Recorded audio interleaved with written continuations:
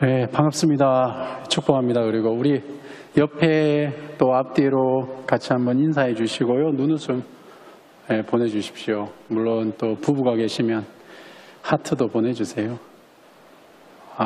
안 보시네요. 네, 매일 보내시니까. 오늘 계시록 우리 4장 같이 한번 읽어보겠습니다. 읽어보시고요. 그리고 또 제가 설명할 수 있는 거 힘을 다해서 한번 설명해 보겠습니다.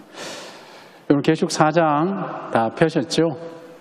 4장 1절부터 우리 11절까지인데요. 제가 1절 한 절씩 읽고 설명드리겠습니다. 1절입니다. 이 일 후에 내가 보니 하늘에 열린 문이 있는데 내가 들은 바 처음에 내게 말하던 나팔 소리 같은 그 음성이 이르되 이리로 올라오라. 이후에 마땅히 일어날 일들을 내가 내게 보이리라 하시더라. 아멘. 여러분, 오늘 이 4장 들어가기 전에 이 계시록 4장과 5장은 좀 중요한 장이라고 할 수가 있습니다. 어떤 면에서는 또 요한계시록의 또 핵심되는 내용 중에 하나라고 생각이 듭니다. 우리가 주기도문 보면 왜 그런 말씀 있잖아요. 왜 나라가 임하옵시며 뜻이 하늘에서 이루어진 것 같이 땅에서도 이루어지이다. 그 말씀 생각하시면서 같이 보시면은 좀 더 연결이 될 겁니다. 자, 1절에 보시면 있잖아요. 2일 후에라고 되어 있죠. 예, 2일 후에. 이 2일 후에라는 이 표현은 좀 중요한 표현입니다. 자주 나오는 표현 중에 하나인데, 영어로 하면 after this, 그러니까 2일 후에 이렇게 되겠죠. 헬라어로는 메타, 타우타 이렇게 되는데요. 근데 이후에 이렇게 이해하시는 게 아마 해석적으로도 좀 더 맞을 것 같긴 합니다. 이후에. 그러니까 시간적인 순서라기보다는 지금 이 환상이 논리적으로, 장면적으로 흘러가고 있다. 그렇게 생각하시면 됩니다. 그러니까 시간적으로 해석하는 것과 또 장면적으로 해석하는 것 차이가 좀 생깁니다. 근데 저는 장면적으로 해석하는, 그 논리적으로 해석하는 순서를 좀 따릅니다. 그래서 이 일 후에 내가 보니까 하늘에 뭐가 있냐? 열린 물이 있습니다. 한번 밑줄 쳐주시고요. 예, 그 열린 물에서 지금 나팔 소리 같은 큰 음성이 들리고 있는데 이리로 올라오라. 이렇게 지금 요한을 부르고 계십니다. 여러분, 요한을 부르고 있는데 이걸 어떤 분들은 또 이걸 휴거로 해석하시는 분들이 있더라고요. 그건 좀 심한 것 같습니다. 거기까지 가실 이유는 없고, 지금 요한이 선지자로서 지금 하나님에게 부르심을 받습니다. 왜 그럴까요? 다음 환상을 보라는 하나님의 음성인 거죠. 그래서 이리로 와라. 이 일 후에 일어날 일을 내가 내게 보이겠다는 거죠. 어디에 보이십니까? 조금 전에 저희가 밑줄 쳤던 이 열린 문을 통해서, 그러니까 하늘의 이 열린 문을 통해서 다음 일어날 일들을 이제 보여주시기 시작하십니다. 2절입니다. 내가 곧 성령에 감동되었더니 보라, 하늘에 보좌를 베풀었고 그 보좌 위에 앉으신 이가 있는데, 아멘. 여러분, 그 성령에 감동되었다라는 이 표현, 이게 예언적 어떤 환상을 나타내는데요. 근데 이 표현을 좀 잘 해석할 필요가 있습니다. 성령에 감동되었다라는 것은 성령 안에서, 그러니까 in spirit 이렇게 표현한 게 맞겠죠. 성령 안에서라는 것은 성령을 통해서, 또 성령을 통해서라는 것은 성령의 통제 아래, 이렇게 보시는 게 적절하다 생각이 듭니다. 여러분, 이게 상당히 의미가 큽니다. 왜 그러냐 하면 우리가 보통 이제 성령 체험 이런 표현 보면 체험이라든가 어떤 환상이라든가 이런 거 많이 강조하게 되잖아요. 그런데 체험이나 환상보다 더 중요한 것이 뭐겠습니까? 하나님께서 왜 그런 환상을 보여주시냐는 거죠. 그러니까 하나님의 뜻이 더 중요한 거죠. 그런데 때로는 이런 환상 체험이라든가 이런 것들이 너무 저희가 오히려 주객이 전도되는 해석들을 합니다. 그렇죠? 하나님의 뜻이 뭘까? 여기 지금 하나님께서 보이시는 구속사를 보이시겠다는 거거든요. 성령 안에서. 그러니까 성령의 컨트롤이 있는 겁니다. 근데 보통 이런 해석들을 볼 때 성령의 통제가 없이 자기적인 해석들이 많이 생기죠. 그래서 사랑하는 여러분, 인스피릿입니다. 성령 안에서, 성령을 통해서 하나님의 뜻을 우리가 찾아야 될 것입니다. 근데 거기 보좌에서 베풀었답니다. 하늘의 보좌. 이 보좌는 어떤 거겠습니까? 이거는 어떤 통치죠. 하나님의 권위죠. 하나님께서 지금 다스리고 있는 그런 통치되는 모습을 보여주고 있습니다. 근데 대조적으로요, 똑같이 사탄과, 그리고 사탄의 어떻게 표현하기 적절할지 모르겠지만 이 졸개라고 표현할까, 이 두 짐승이라고 표현이 되는데요, 이들도 권좌를 갖고 있습니다. 사랑하는 여러분, 우리 속으시면 안 됩니다. 계시록 4장과 5장에 이제 어떤 장면이 나오냐면 하나님이 나오시고 성령님이 나오시고 5장에 넘어가시면 어린 양, 성자 예수님이 나오십니다. 그런데요, 사탄도 동일하게 구조를 이렇게 우리를 속입니다. 사탄이 있고 두 짐승이 따릅니다. 그러니까 삼위일체의 모습을 보여주는 것처럼 사탄도 동일하게 삼위일체처럼 우리를 속입니다. 여러분, 속지 마십시오. 다른 곳에 진리가 있지 않습니다. 여러분이 지금 갖고 있는 이 믿음, 여기 이 자리, 지금 온라인에 계신 여러분들도 마찬가지입니다. 그 자리 지키셔야 돼요. 이상한 거 보지 마시고 이상한 거 듣지 마시고 분별하셔야 됩니다. 이거는 머리가 좋고 나쁘고의 문제가 아닙니다. 머리하고 상관이 없는 것 같아요. 정말 똑똑한 분들 저도 많이 봤거든요. 여러분, 그렇게 속인다라는 것 이해해 주시면 좋을 것 같고요. 그런데 그 하나님의 모습이 보이죠. 그 보좌 위에 지금 앉아 계시다라는 거죠. 자, 그런데 3절 한번 보시겠습니다. 앉으신 이의 모양이 뭐와 같냐? 벽옥과 홍보석 같고 또 무지개가 있어 보좌에 들렸는데 그 모양이 녹보석 같더라. 아멘. 지금 하나님이 앉으신 모습이 지금 2절에서 하나님의 모습을 우리가 지금 봤었죠. 그 보좌의 모습을 봤었죠. 그런데 그 보좌에 앉은 모습을 조금 더 3절에서 지금 설명해 주고 있습니다. 뭐 같다는 거예요? 벽옥 같다는 거죠. 이 벽옥이 뭐냐? 이게 참 벽옥 보셨나요? 어떤 투명한 보석이거든요. 투명한 보석이라고 이해하시면 됩니다. 홍보석은 이제 붉은 보석, 뭐 붉은 색깔이 띄는 보석 이렇게 보시면 되고, 그리고 무지개가 있어서 보좌에 둘러있는 그 모양이 뭐와 같다는 겁니까? 녹보석 같다는. 그러니까 결국에 이 하나님의 이 보좌의 어떤 영광스러운 모습 이런 것들을 상징적으로 이해하시면 되겠죠. 그런데 저희는 또 어떤 유혹이 있죠? 그 보석이 어떤 보석이냐? 이런 쪽에 저희가 또 관심이 많죠. 그 보석 어떤 보석이냐 그렇게 중요하지 않습니다. 지금 여기 이 장면은 하나님의 바로 이 영광스러운 모습을 이렇게 이 보좌의 모습을 우리에게 설명해 주고 있습니다. 사랑하는 여러분, 그런데 한 가지 좀 생각할 일이 있습니다. 지금 하나님이 계신 그 보좌는 이렇게 영광스럽고 뭐랄까요, 좀 우리가 접근하기 힘든 그런 환상적인 모습을 보여주고 계신데, 실제로 이 계시록을 읽고 있는 사람들의 형편은 신앙적인 박해를 받고 있고 핍박을 받고 있고 어려움 속에 있는 그런 사람들이었습니다. 그러니까 하나님의 보좌의 모습과 현실은 너무나 괴리가 있다라는 것, 이런 역사적인 좀 모습들을 우리가 한번 이해해 주시면 좀 잠시 후에 제가 그 부분을 조금 더 설명을 드리도록 하겠습니다. 자, 4절입니다. 또 보좌에 둘러 24보좌들이 있는데 그 보좌들 위에 24장로들이 흰 옷을 입고 머리에 금관을 쓰고 앉았더라. 아멘. 보좌에 지금 누가 있습니까? 24장로들, 보좌들이 있습니다. 보좌는 의자입니다. 의자. 예, 의자로 생각하시면 됩니다. 왕자. 그 보좌 위에 24장로들이 지금 흰 옷을 입고 있습니다. 근데 계시록 3장 21절 우리가 지난달에 나눴던 말씀의 근거를 볼 때 이 보좌는 하나님의 보좌와 같을 가능성이 크다고 생각합니다. 왜 그렇습니까? 같이 다스리게 해주시겠다고 하셨잖아요. 그래서 그 보좌 위에 누가 있습니까? 지금 24장로들이 있습니다. 그러니까 24장로들이 누구냐, 이게 좀 해석이 많습니다. 근데 저는 이렇게 좀 정리하고 싶습니다. 이 하나님의 보좌 주위에 둘러서서 하나님을 섬기는, 찬양하는 어떤 존재들, 천사들, 이렇게 보시면 크게 문제가 없어 보입니다. 그리고 또 이 24장로는요, 역대상 말씀을 볼 때 그 제사, 구약의 제사장에 조직하고 또 유사한 구조를 갖고 있습니다. 24장로. 그리고 또 어떤 상징이 있냐면 이스라엘의 12지파, 신약에 오면 12제자, 12사도겠죠.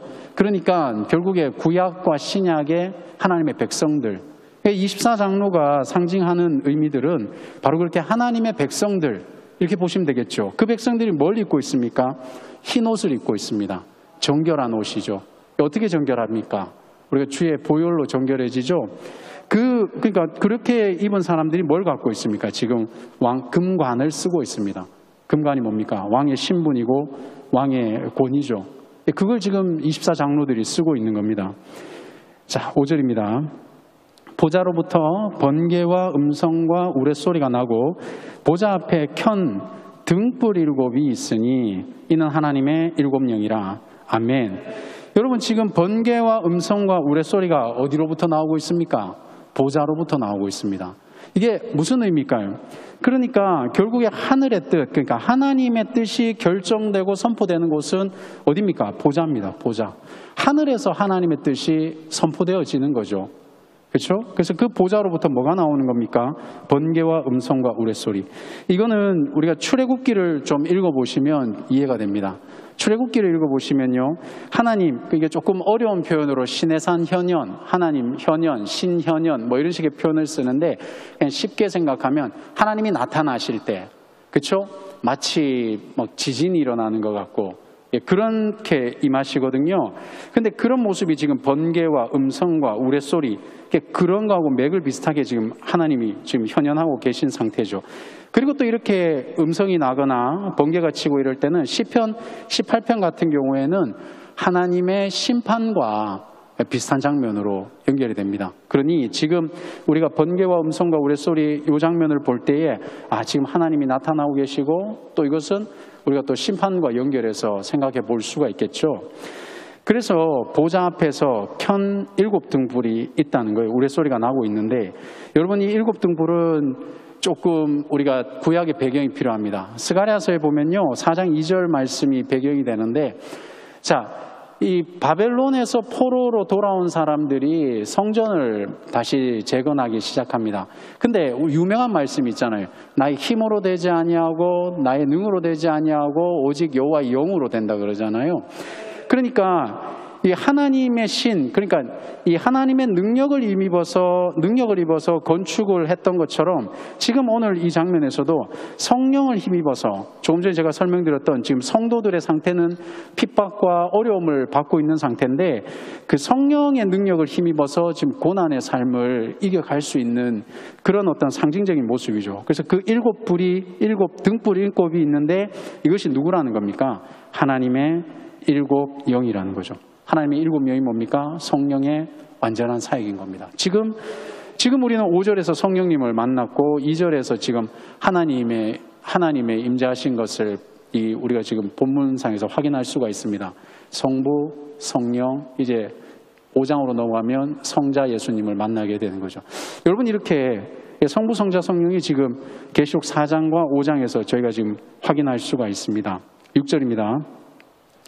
보좌 앞에 수정과 같은 유리바다가 있고 보좌 가운데와 보좌 주위에 4 생물이 있는데 앞뒤에 눈들이 가득하더라. 아멘. 여러분 그 수정과 같은 유리바다가 있다 이렇게 표현이 되어 있어요. 이게 수정과 같은 유리바다 이거는 영어로 표현하는 게 아마 우리한테 조금 더 와닿을 것 같아요. 클리어하다는 거예요. 그렇게 맑고 좋다는 거죠. 어느 만큼 as crystal. 그러니까 크리스탈처럼 클리어하다라는 거예요. 그런 바다 상태가 지금 보좌 앞에 있고요. 그러니까 이 보좌 앞에 있는 이 유리바다가 지금 뭘 가르고 있습니까? 하나님의 보좌와 그리고 이 땅에 있는 이 세계를 지금 막고 있다 그래야 될까요? 분리하고 있는 상태를 지금 보고 있는 겁니다. 보좌가 그렇게 유리바다가 있는데 거기에 또 보좌 가운데와 보좌 주위에 누가 있습니까? 4 생물이 있습니다. 4 생물. 여러분 이 4 생물의 포지션이 중요합니다. 4 생물의 포지션은 지금 위치는 어디냐? 보좌 가운데와 보좌 주위에. 이게 좀 아마 해석이 잘 안 될 겁니다. 그래서 저도 여러 자료들을 이렇게 찾아봤는데 아마 이게 좀 적절할 것 같아요. 보좌의 안쪽에서 원을 이루듯이 4 생물이 포지션을 잡고 있는 겁니다. 이 위치를. 그러니까 여러분 6절 보시고 그 다음에 우리 24장로님들이 이게 저기 4절에 계시니까 24장로가 4절에 있으니까 6절과 4절을 보면 그냥 절이 흘러가는 거 보면 24장로가 먼저 있고 4 생물이 있는 것처럼 보여지는데요. 이러한 구절들을 근거로 한번 위치를 다시 한번 찾아보면 성부, 성자, 성령이 있고 그 주위에 4 생물이 둘러서 있고 그 주위에 24장로들이 둘러서 있고 그리고 5장으로 넘어가시면은 천천만만의 천사들이 둘러있고 그리고 모든 피조물들이 둘러있는 형태가 바로 그 보좌의 형태가 되는 겁니다. 근데 이 위치가 왜 중요할까요? 어떤 이들은 이 위치를 되게 중요하게 해석을 합니다. 그래서 문제를 일으키기도 합니다. 그 천상의 구조가 이렇기 때문에 이 땅에서도 그런 구조대로 해야 된다고 주장하는 이들도 있습니다. 저는 좀 의문이 듭니다. 과연 그 구조가 그렇게 중요할지 잘 모르겠는데요. 여러분은 오늘 좀 참고적으로 아시면 좋을 것 같아요. 성부정사, 성령, 그리고 내생물이 둘러싸 있고 그 다음에 24장로가 둘러 있고 이렇게 포지션을 보시면 좋겠습니다. 근데 내생물이 해석되어야죠. 내생물이 하는 일이 중요합니다. 이 생물이 어떤 생물이냐 이거보다도 내생물이 하는 일이 중요합니다. 내생물은요 8절에 보면 예배를 인도합니다. 그리고 또 내생물은 6장 1절에 보면 이 하나님의 심판이 이렇게 선포되는 그 보좌에 가장 가까이 위치하고 있는 이들이 바로 이 천상의 존재들이 바로 이 내생물들입니다.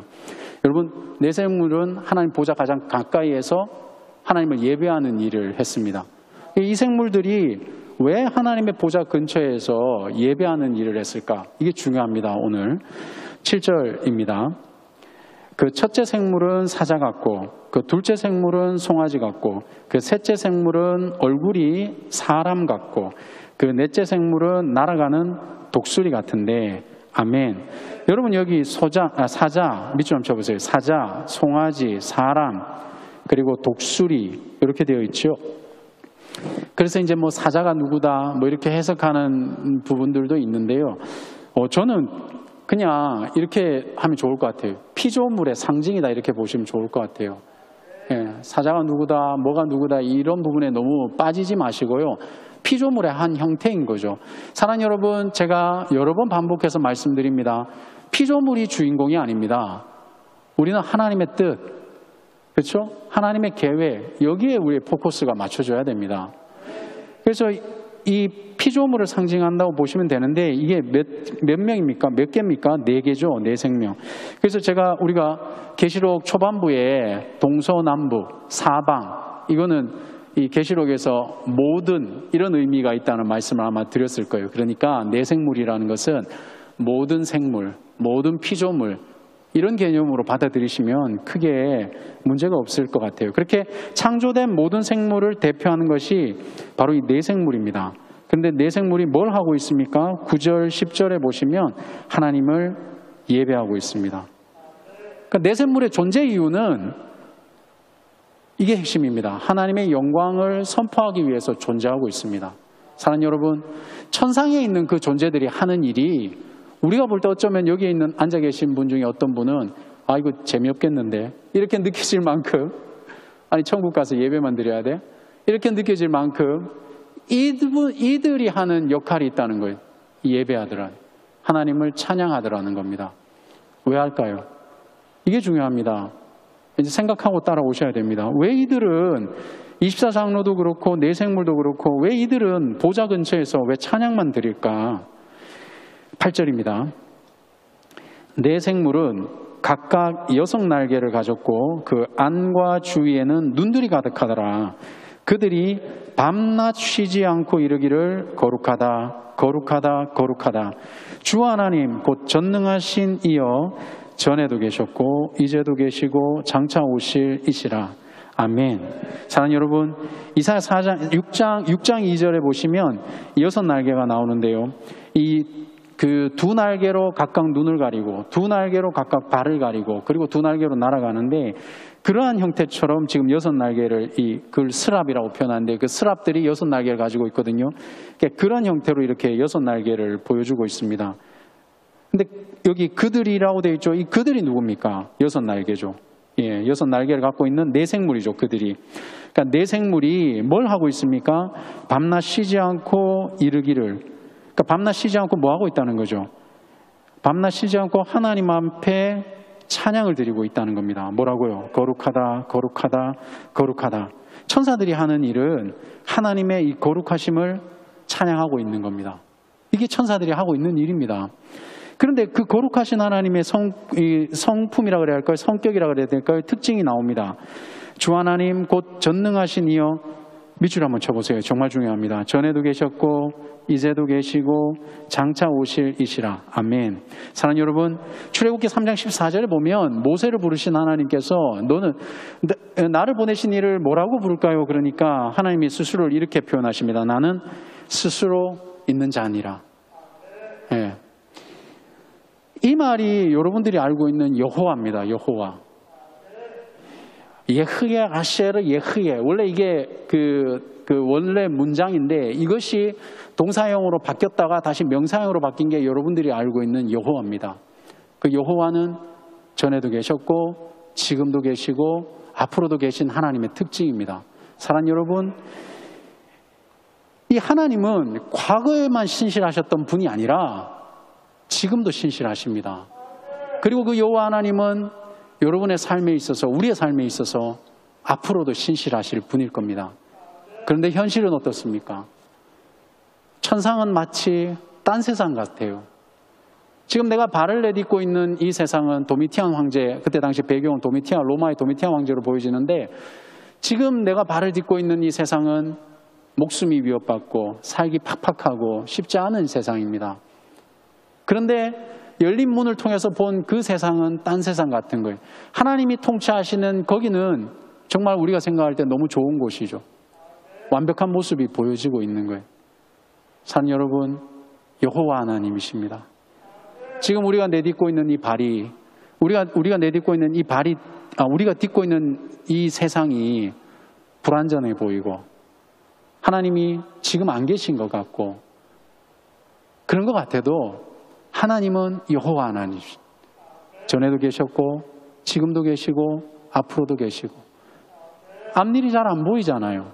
그런데 하나님은 여호와 하나님이십니다.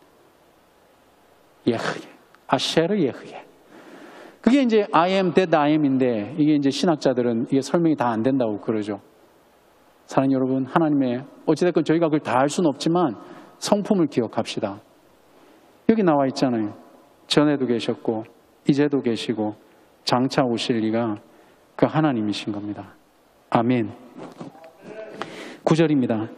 그 생물들이 보좌에 앉으사 세세토록 살아계신 이에게 영광과 존귀와 감사를 돌릴 때에 아멘. 그 생물이 누굽니까? 이 네 생물들이죠. 네 생물이 어디에 있다는 거예요? 보좌에 앉아서 하나님 특징이 또 나오네요. 세세토록 살아계신 이에게 또 영광과 감사를 돌리고 있습니다. 사랑하는 여러분, 저 하늘에서는 영광 받으실 분이 우리 하나님 한 분뿐이신 줄로 믿습니다. 거기에서 우리가 해야 될 일도 그분에게 영광 돌리고 예배하는 일인 줄로 믿습니다. 근데 제가 아까 물었잖아요. 그게 재미없을 것 같잖아요, 여러분들은. 그렇지 않습니까? 천국 가면 심심할 것 같죠. 근데 왜 내 생물과 24장로들은 하나님 앞에 찬양했겠습니까? 하나님의 성품을 알고 계신 거예요. 하나님이 어떤 하나님인지를 알고 있기 때문에 당연히 그분에게 영광 드리는 겁니다. 하나님이 어떤 분이신지 이들은 알고 있었기 때문에 하나님을 찬양할 수밖에 없는 거예요. 근데 우리가 찬양이 없어지고 우리의 고백이 없어지는 이유는 뭘까요? 어쩌면 우리가 하나님을 잘 몰라서, 어쩌면 우리가 하나님을 때때로 잊기 때문에 하나님을 예배하지 못하고 하나님께 찬양 드리지 못한다면, 우리 다시 한번 기억합시다. 하나님은 충분히 예배 받으시기에 합당하신 분이십니다. 우리가 영광 돌리기에도 합당하신 분이십니다. 지금 그것을 우리에게 지금 보여주고 계신다고 저는 생각합니다. 여러분 10절입니다. 24장로들이 보좌에 앉으신 이의 앞에 엎드려서 세세토록 살아계신 이에게 경배하고 자기의 관을 보좌 앞에 드리며 이르되 아멘. 여러분 24장로들이 지금 앞에 엎드렸습니다. 누구 앞에 엎드렸습니까? 거기 밑줄 한번 쳐보세요. 보좌에 앉으시니 세세토록 살아계시니, 그렇죠? 하나님입니다. 이 장로들도 동일하게 그 보좌에 앉아 계시니 세세토록 살아계신 이에게 엎드렸습니다. 경배했습니다. 뭘 드렸습니까? 자기의 관을 드렸다는 거예요. 보좌 앞에. 여러분 이 관은 뭡니까? 권위죠. 그러니까 자기가 갖고 있는 권위를 드립니다. 제가 조금 전에 시작할 때에 성부, 성자, 성령 하나님께서 삼위일을 보여주시는 것처럼 사탄과 두 짐승이 똑같이 삼위의 형태로 보여준다고 했죠. 24장로는 자기의 관을 던져서, 우리도 마찬가지 아닙니까? 면류관을 던지면서 하나님 앞에 영광을 드리죠.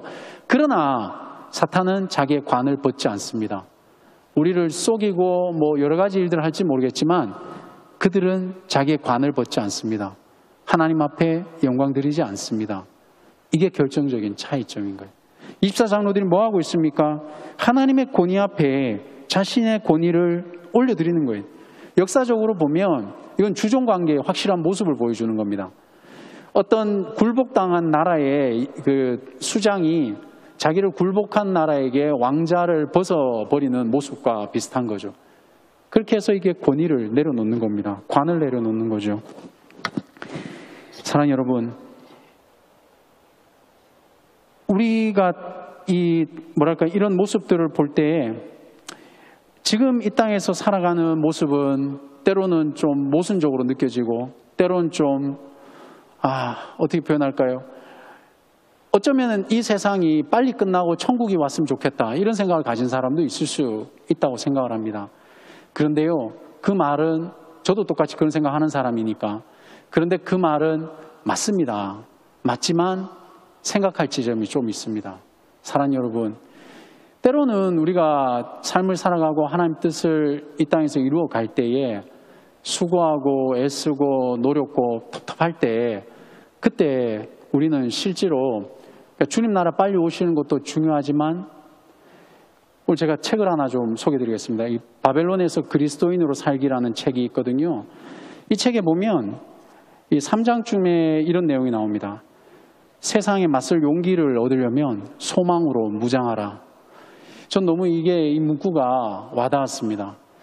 여러분, 우리가 이 현실을 도피용으로 생각하면 안 됩니다. 그리고 저 천국 역시도 도피용으로 생각하면 안 됩니다. 그러면 지금 우리가 살아가는 삶의 형태가 천국 백성다운 형태가 되기가 힘든 거예요. 차라리 그럴 때에 소망을 가지셔야 됩니다. 소망을 가지셔야 돼요. 저 하늘, 열린 문을 통해서 보여주신 저 하늘의 보좌는 우리에게 소망인 거죠. 그래야 이 땅에서 우리가 하나님의 뜻을 이루기 위해서 순종할 수가 있는 겁니다.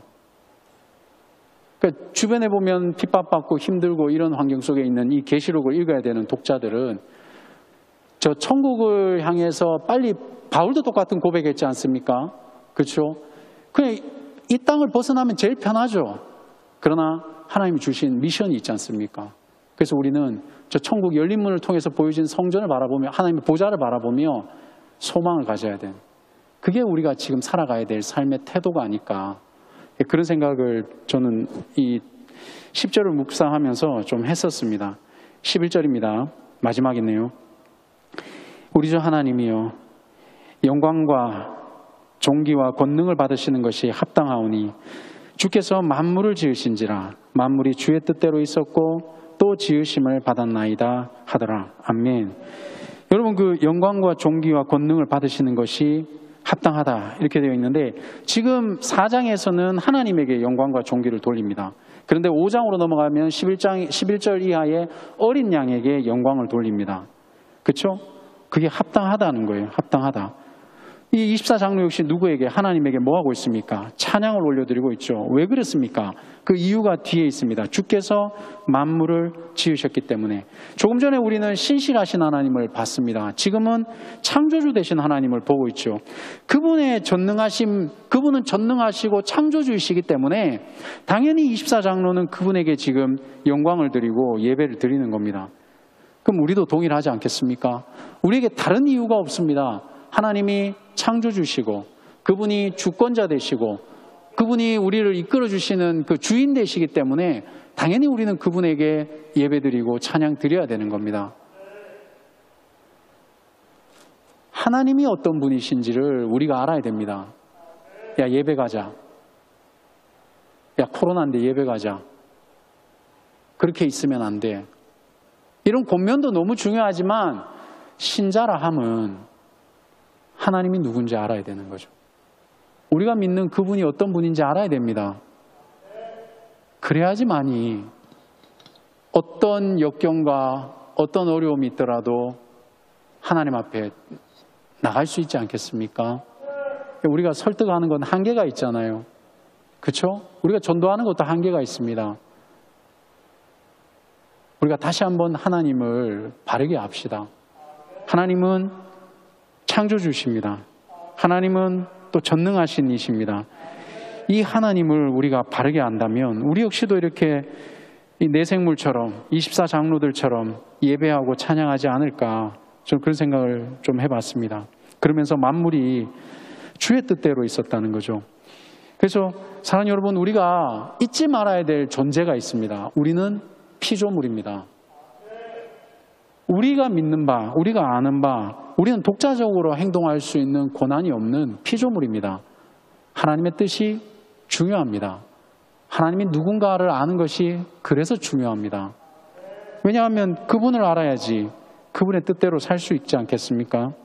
그렇기 때문에 우리는 우리를 지으신 그분에게 겸손하게 순종할 수 있게 되겠죠. 그렇죠? 자기 의지로 하나님 앞에 순종할 수 있지 않겠습니까? 사랑하는 여러분, 우리가 믿읍시다. 하나님은 단순히 창조하신 분일 뿐만 아니라, 창조도 대단한 거죠. 창조자이실 뿐만 아니라 이 모든 역사를 진행하고 주관하시는 하나님이시라는 것. 그런데 비록 현실은 어떻습니까? 그렇지 않아 보일 수 있죠. 이 계시록의 1차 독자들처럼 그들의 삶이 힘들었던 것처럼 저 별로 안 힘든데요. 할 말이 없습니다.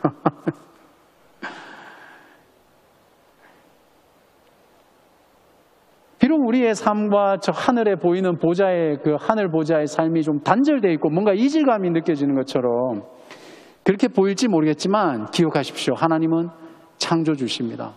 하나님은 또 역사의 주관자이십니다. 그래서 이때부터는 제 내피셜입니다.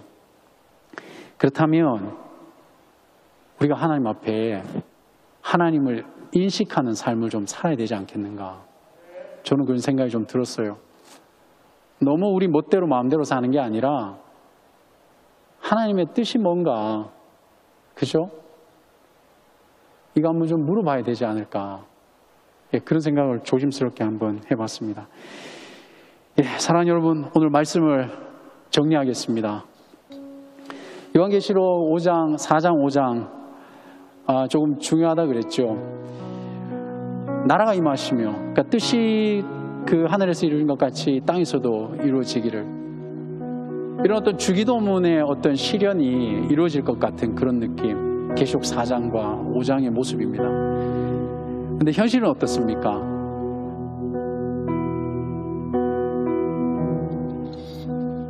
현실은 하나님 너무 멀리 있어요. 현실은 또 우리가 사는 삶과 하나님은 별 관계가 없어 보이기도 합니다.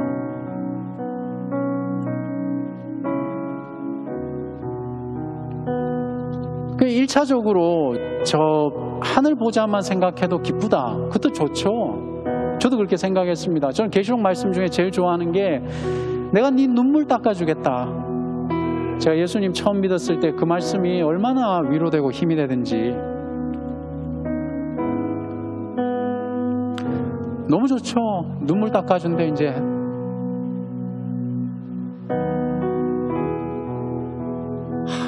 고생했다 이거죠. 그죠? 야, 애썼다. 우리가 딱 천국 들어가는데 애썼다 이거. 그런데 여러분, 거기서 우리가 한 발 더 들어가 봅시다.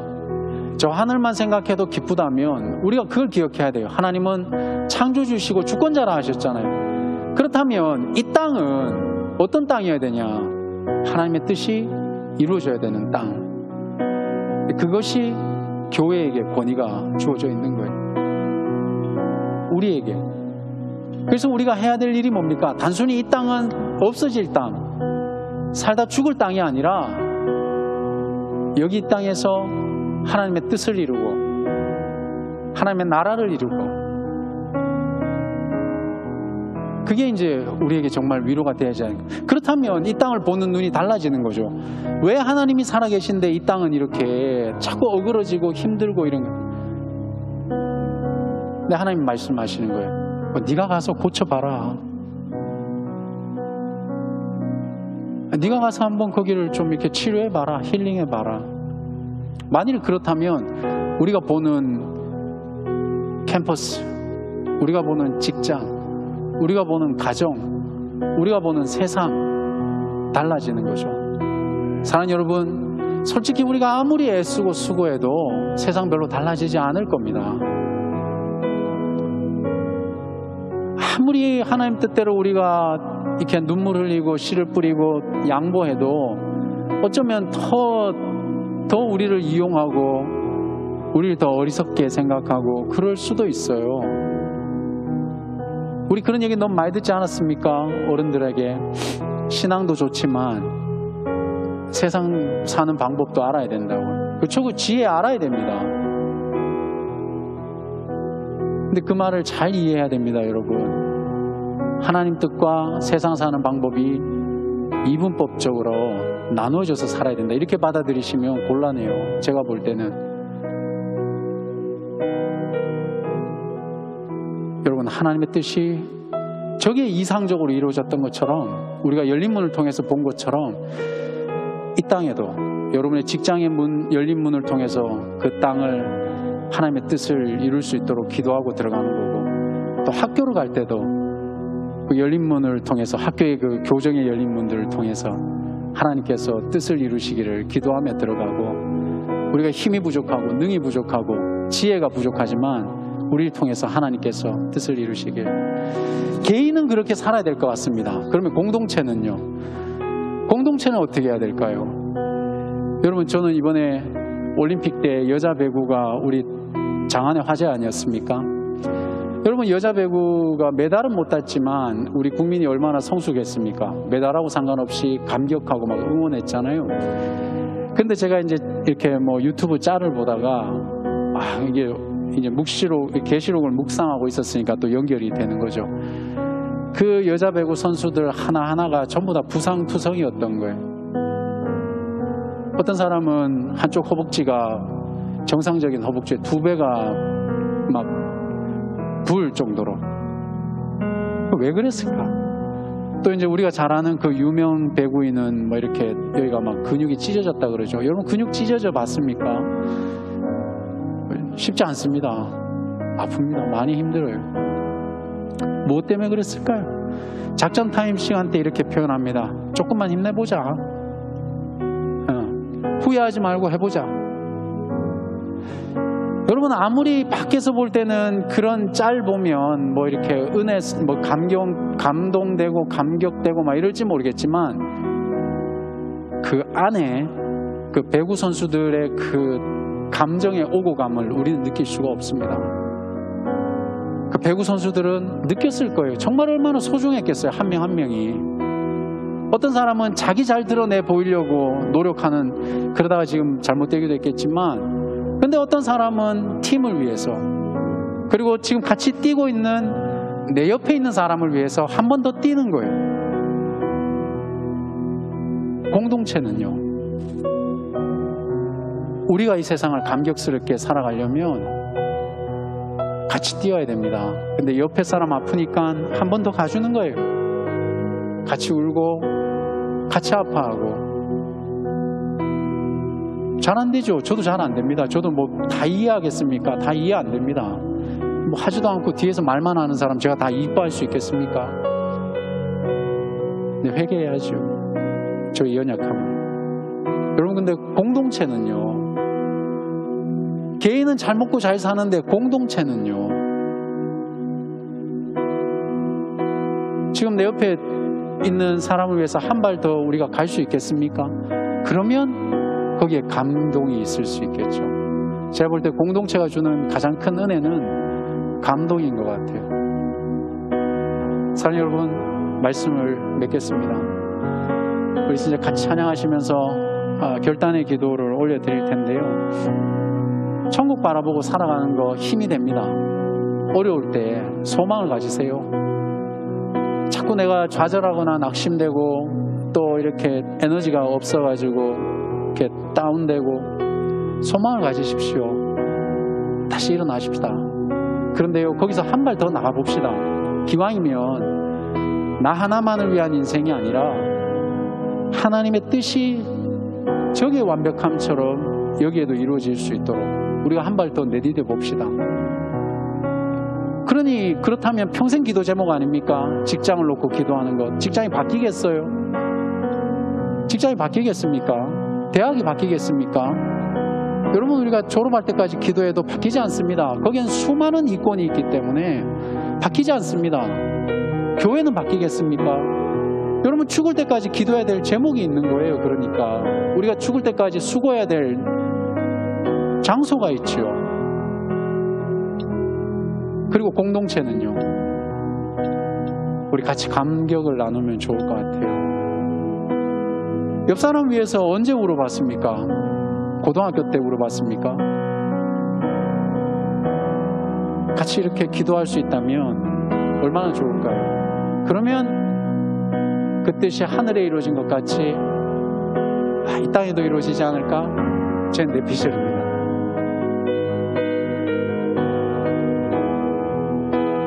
우리 같이 찬양하고 기도합시다.